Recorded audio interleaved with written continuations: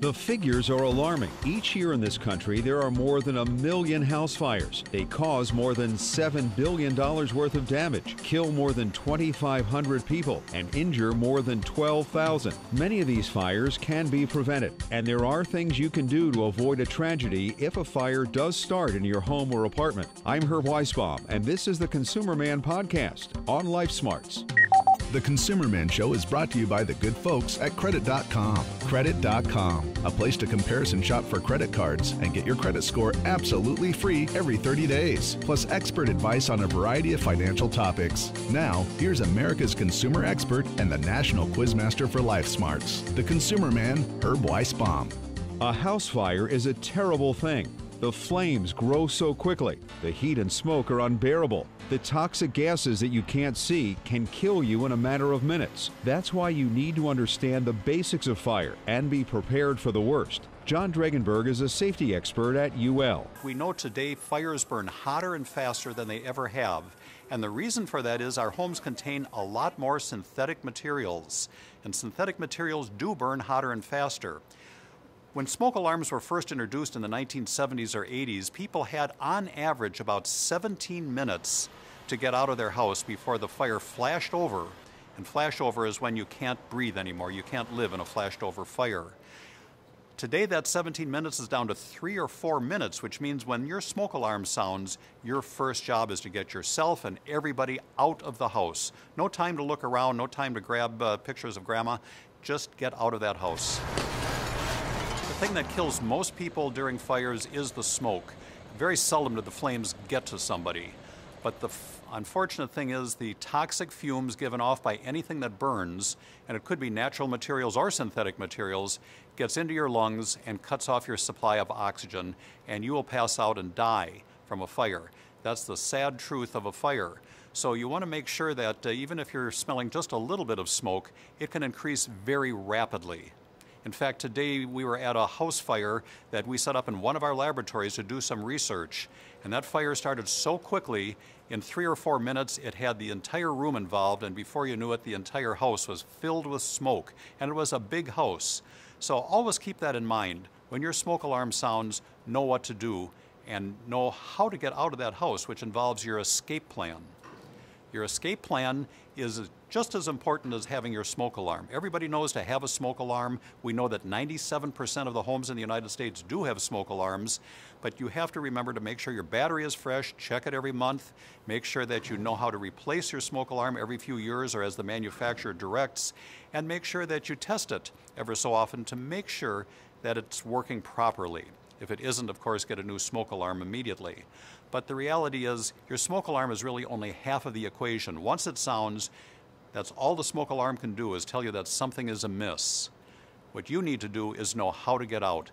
John, how many smoke detectors do we need and where should they go? Every home should have at least one smoke alarm, and we know 97% of the homes do have at least one smoke alarm, but the recommendation is one smoke alarm on each floor.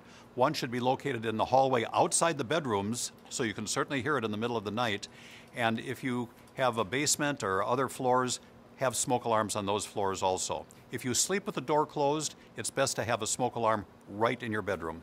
So is there a room in the house where fires are most likely to start? The most common cause of house fires in the United States is cooking fires. So the kitchen is the room where the most fires start.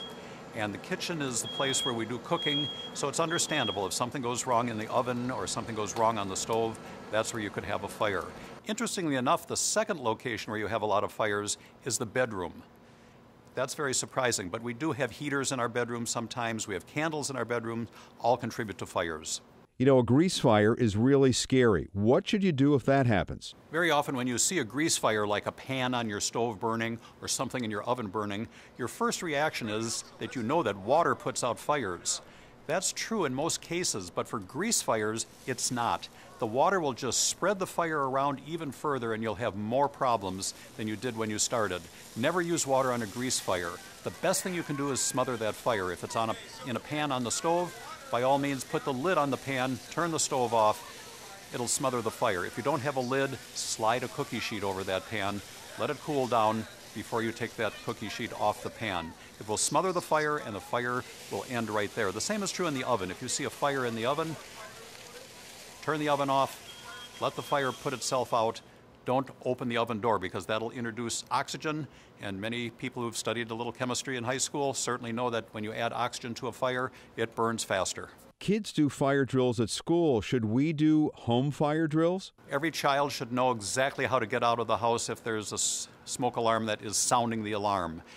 Everyone should know how to get out of each room in two different locations. Make sure you know what you're doing when this happens and practice it. That's the one thing you can do to be prepared. The smoke alarm itself is just one part of the equation. Your escape plan is the other half. You have to know what to do. So be able to get out of that house. Of course, touch the door, make sure it's not hot. If the door is too hot, you know that there's something wrong outside that door. Don't open the door because you could have a terrible situation with fire coming into the room. There are other exits you can use, maybe out the window is a possibility, but always know two ways to escape from each room.